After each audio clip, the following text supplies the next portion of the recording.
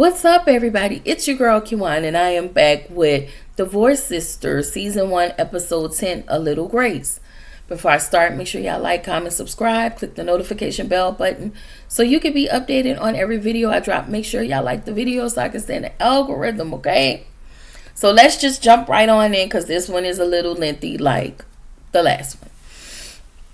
So we picked the episode back up with Geneva and Rashida in a car, and she showed her the message. We find out that Javon and Tiffany are currently smashing. Geneva was just in a car crying about her situation, about William not being Anika's father, and now you want Rashida, like, when upon her finding out, she told Rashida, you better stop this between Javon and Tiffany. Well, Geneva, you should have stopped it. You could have told Tiffany. Tiffany kept asking you, is everything okay? And instead of you telling her, you kept distancing yourself from her. You kept getting mad at her. You kept giving her the cold shoulder. So, yeah. And I'm going to stand on this. I do think a part of me feels like Tiffany low-key slept with Javon. Basically because she wanted to, but also I feel like to stick it to Geneva. I mean, that's your girl and all of that, but I feel like how she been treating you, okay, guess what, I'm finna hop on. And I'm finna send y'all a picture. But my main question is, who sent Geneva the message? Anyway, I feel like all of Geneva half-truths, lies, is why everything is crumbling in her life at this moment. Like, you could have been honest, but you keep lying. You keep lying. And the more you lie, the meaner you become. You're lashing out at William. You're lashing out at Tiffany because you're mad that you're mad because of the things you've done. You're mad, and now you think William is cheating on you, and he's not. At least I hope not. And you're mad at Tiffany because you didn't even tell Tiffany about Javon. You're mad because at the end of the day, you want Javon. And that is what all of this is about. You want Javon. From the moment you saw him, from the moment he came back, you wanted him. And so you're mad at Tiffany and William. But anyway, let's just keep moving. Rashida tries to call Tiffany, and I'm looking at Rashida like, why are you enabling her? She needs to handle this her own self. Like, she needs to handle this by herself. You calling Tiffany does what?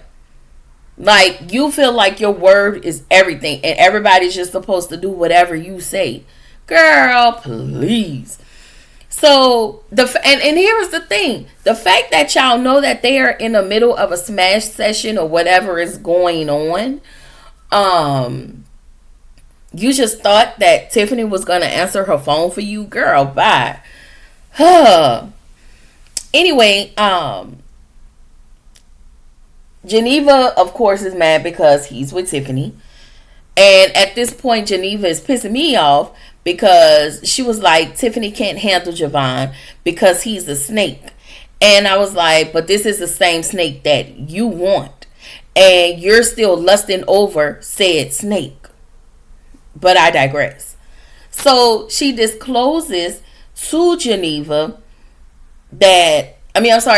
Geneva discloses to Rashida that Javon is Anika's father. All right. And she's in love with Javon.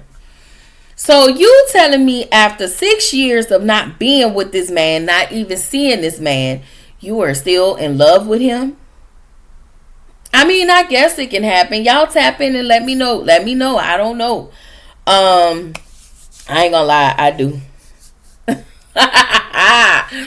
I ain't gonna hold y'all. I know what that's like. Anyway, but not all the time. Okay, it's a one-time thing, but still, I understand. I just feel like, Geneva, you had all the time in the world to tell Tiffany. You could have told her at the banquet, but instead you gave this lady the cold shoulder. You went into the bathroom and you cried to Rashida. I don't understand. That's that weird friendship. I don't get. It's like it's that divide in the friendship where I only tell her this, I tell this woman this, and I tell these people over here this. So Rashida tells Geneva to tell William the truth. Like, you go ahead and tell William the truth. But Geneva is worried. She was like, he's gonna get mad at me. He's gonna get mad at Javon. And I'm looking at her like, girl, bye. You're worried that he's gonna getting mad at you is one thing. He needs to be mad at you. And then you're worried because he's about to get mad at Javon. He should be. I don't understand that. I feel like Geneva is also operating out of desperation because she said William won't want her. And you're assuming that William will not want you. And because you think you've created in your mind that William may not want you after finding out the truth, then you, Javon, and Anika can just go automatically be a family. I was like, girl.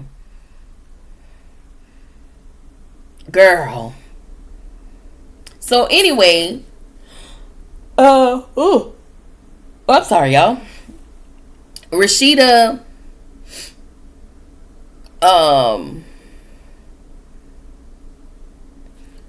Rashida reminds her, like, need I remind you that Tiffany, your best friend, our best friend, is sleeping with the man that you want to run off with your daughter with and have a and you want to take your daughter with this man and have a family with him. He is currently in bed with our best friend. So anyway, Geneva thinks that Javon is trying to make her jealous. Once again, making everything about you. I believe it because that's the type of snake. That's the type of snake stuff Javon is on. And so Rashida asked her late, if this man is trying to make you jealous by literally your best friend, is this the type of man you want? So again, it's not even the man, it's what he's doing for her what he's done to her physically that she can't seem to let go. So anyway, in the next scene, William calls Jefferson and he tells Jefferson that Anika isn't his kid. Pastor Jeff gives his compassion. William tells Jefferson how Dr. Dresden looked at him when he approached her. And William was like, I think Geneva cheated on me. And he was like, what did she say? And so William was like, she tried to turn everything around on me and make it seem like everything was my fault. So yeah.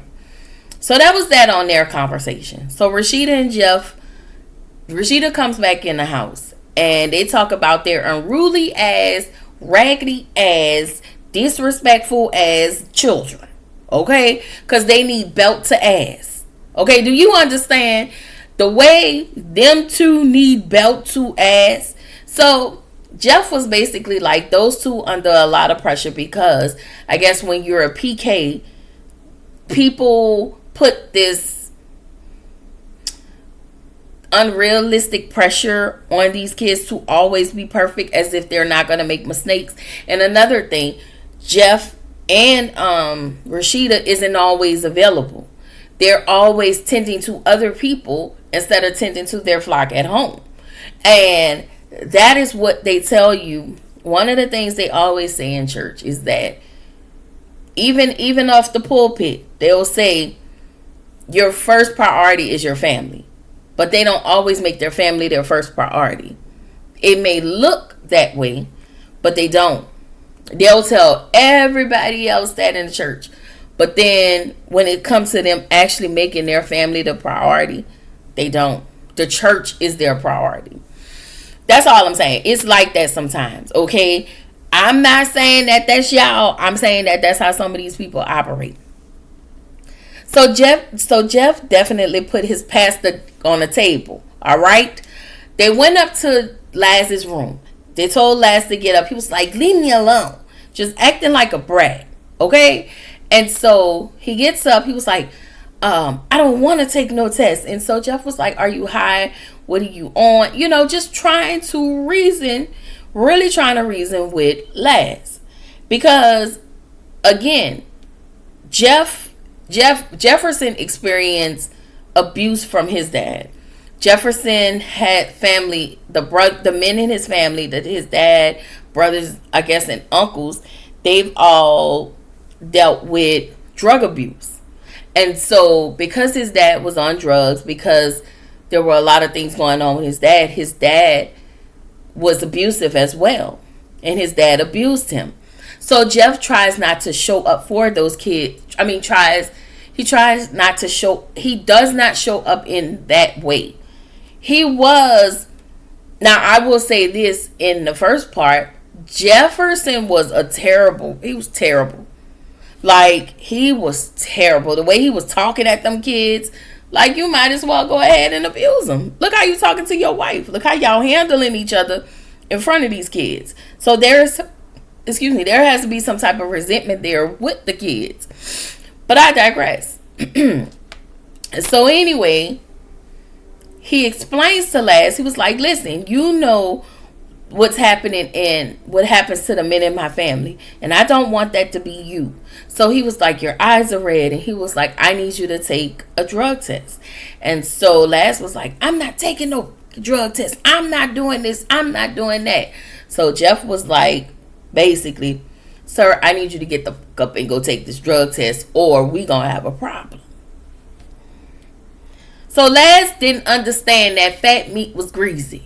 And what y'all don't always understand, children, young people with parents, okay?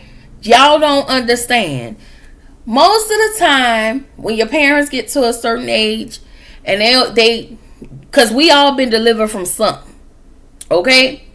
It's a lot of parents who don't eat, they be like, all right, I'm going to let you have it. I'm going to let you have it. You know why they give you grace? Because they been delivered from something. Okay? That's all I'm going to say. Shout out to the parentals. Shout out to the parentals out there. Okay? So Laz started to pop off. What he not going to do. And so Jeff was like, listen, no, you're not in my house. You can't do drugs while you're in the house. You can't, So Laz again started to pop off. Baby, when I tell you that military street came out, I said, you know what? You better put your on the table. Okay. And so he did. All right. And so he took Laz, picked him up, just threw him on a wall. And Rashida was like, Bernard. And it almost looked like Rashida wanted to stop him. But you can't. You wanted him to step in, and you wanted him to be the man, and you wanted him to take charge and be the head of his household. So he had to do that.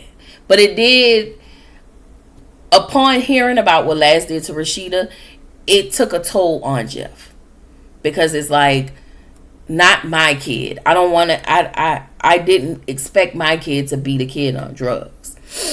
So, yeah. So anyway, he was like, I need you to go pee in this cup. So Laz was like, I'm not going to pee in the cup.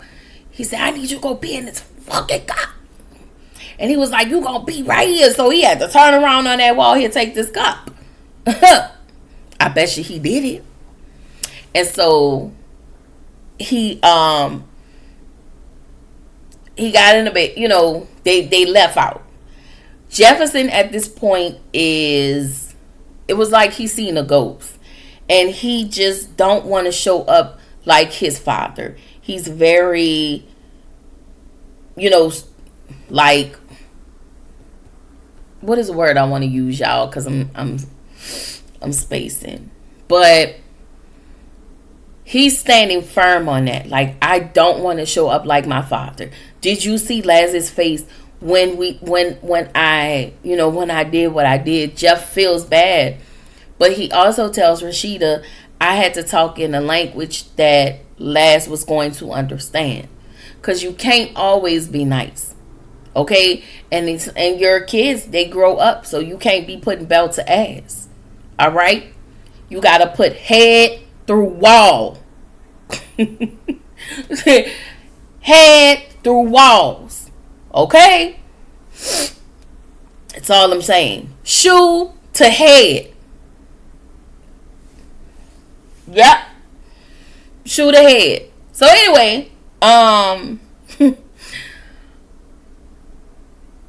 we get, well, Rashida was like, listen, you are the head of the house, and so you had to do what you had to do. I got your back. And the fact that they are now here on the same page, like, that is what I'm here for now. And it's not just with the kids, it's at the church. He checks on her. He sees her now. All those things that Rashida wanted, that he kept being dismissive about, he see Rashida now. We also need to figure out what was happening with that young woman who said she was sleeping with Pastor Jeff. Okay, we did not forget about that. Don't start skipping those storylines. Tyler, Devontae, Perry. Okay. So then in the next scene, we get Javon and Tiffany. Javon is just a liar. And he said, I feel like he's doing all of this to piss Geneva off. You don't care about Tiffany. You don't even care about Geneva if you're actually doing this anyway, if we're going to keep it a buck. But again, Tiffany saw a cute face. You saw a fine man with a cute face, and you was ready to marry him, just like Naomi said last in part 1B. You already ready to marry this man. You don't know nothing about him. And here was another thing that I don't know if y'all didn't miss it. If y'all missed it, I'm here to tell y'all. She slept with him without a condom. Okay, they've been raw dogging. Okay, so she was like, I'll just take the morning after pill. And I was like, all of this is just messy AF. She said she couldn't have no kids. She didn't say that, but it was the way they worded it. He wanted to know if she can have kids, and she was like, no, I'm good. And she was like, I'll just take a morning after pill. And so he was like, I hope you understand. And she was like, yeah, I understand. But y'all was just at the restaurant saying, she said she didn't want to have kids. He said he didn't mind because it's a good age for him to have kids because he's more mature, more stable financially, mentally, emotionally. So there's that. But now, you were wondering, but you wasn't wondering if this lady could get pregnant. Y'all didn't have no condom. You didn't have nothing in your house, Tiffany. Girl, I'm very surprised. So anyway, we see Jeff and Rashida still having a conversation because he feel bad for roughing up his wayward son. Okay, disrespectful as the boy. Okay, Rashida was like, listen, your girl was turned on. Okay, and I wasn't mad at that. I do notice that their scenes, their chemistry is there. They have okay, so on camera, they have a chemistry that is more like fun, like brother and sister. There are certain lines that we won't cross as actors and actresses with each other. Y'all know how we see Kadeem. Not Kadeem. What's her husband's name? Zach and Fatima. And they have that chemistry that we are happy and we're together chemistry. I don't get that from Rashida and Jeff. We are very good. We are good friends. Sorry, y'all. That's what their chemistry get. It doesn't give we're in love. It doesn't give that. I don't know. It's like I wish their characters can mesh, and I think it's because they don't really kiss or they don't hold hands. Like they hold hands, but I don't know. There are no scenes that give me their chemistry is good. It's convincing. I'm not convinced. But anyway, they have a good friend like chemistry. Anyway, Geneva and William. It's the next morning. All of this is happening the next morning. No, I think yes, it's the next morning. Geneva wants to have a conversation with William. William was like, so are you going to stop lying? Are you going to tell me the truth? And she was just looking like, and he was like, you're not ready. And he walked out. Like, when you ready, you let me know. And he left. He left. Like, he didn't say that, but he did tell her, are you going to stop lying? Are you going to be honest with me? And she was just looking. And he was like, yeah, you're not ready. So he left. I said, my God, on today. So Rashida is up. She's laying in her bed. Of course, all of this is the next morning. The first person she called was Tiffany. She tells Tiffany she leave her voicemail. If you don't answer, I'm coming over. Why are you doing that? The damage has already been done. So let everything play out. Y'all should have told her long ago. But this is Geneva's problem. Geneva is a liar. We have to call a thing a thing. Geneva is a liar. She does not like to admit the truth. So anyway, Naomi breaks into Tiffany's house. The alarm is going off. And they go downstairs. Well, what's his name go downstairs with the gun. And so he finds Naomi and they're trying to turn off the alarm. Then here comes Tiffany. She turns the alarm off. So she was like, I know what y'all was up there doing, girl. How was it? But that's not why Naomi stopped by. Naomi stopped by because she wanted to get Javon's number. And she didn't want to get arrested at that house. So that's why she came over to Tiffany's house. She wanted to sit over there. But she wanted to know, ooh, girl, how was it? Because it's been a minute and you needed to get them cobwebs knocked off. All right? Anyway, Tiffany was like, well, how did you know he was over here? She was like, I did not. I just came over here because I wanted you to shoot me his number. She was like, you could have called me. She said, I didn't want to call you. She wanted to come over. So she's she wants to, since he's there, she wants to talk to Javon about what she can do about getting arrested and whatnot. So over at the church, Bridget asked Myron if he was in love with Pastor. Myron is still being overly annoying and still lying about his feelings for the pastor. Bridget's energy is so nasty to Myron. Like, why are you yelling? Why are you fussing at him? Like, we know Myron can be annoying.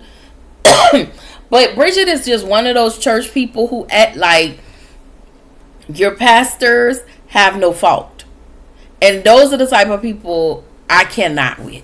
You act like these people can't do nothing wrong in your eyes because those are your pastors. Bridget, get it together. Because I feel like the energy that Bridget has for Myron, I feel like you need to be channeling that energy and that same energy you have for Calvin.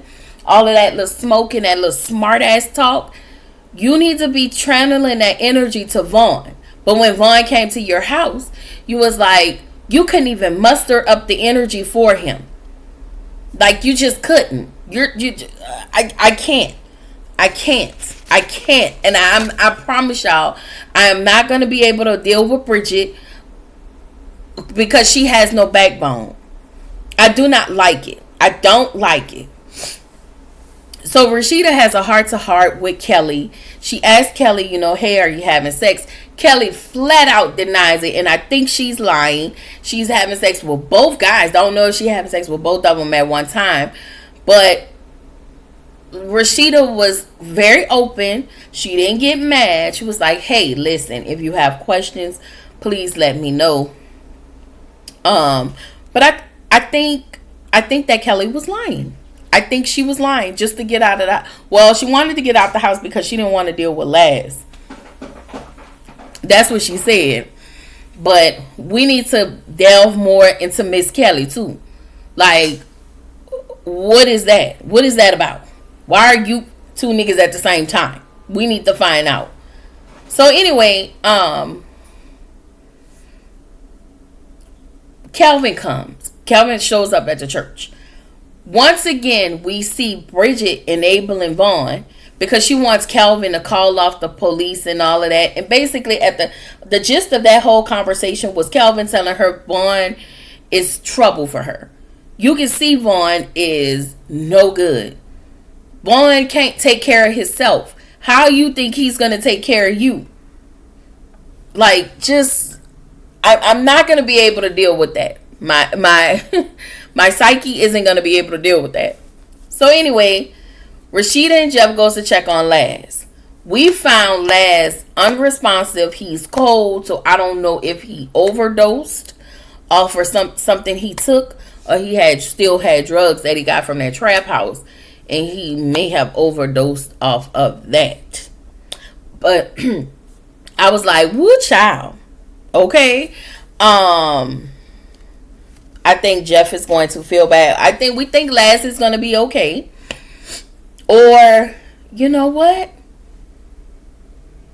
I wonder, because we hadn't got... I wonder, because y'all know the guy, the young man who played Laz. If you don't watch Beyond the Gates, he is he's the grandchild of the main family.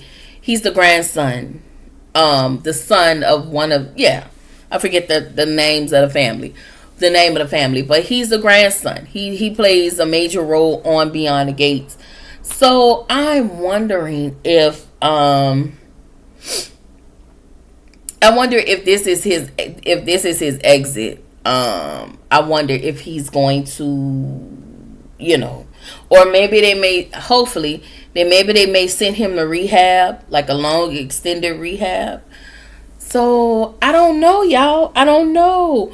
But that is all I got. This was the end of the episode. Next Thursday, see me next Thursday, I will have episode 11. Hopefully we could get like a brief, 30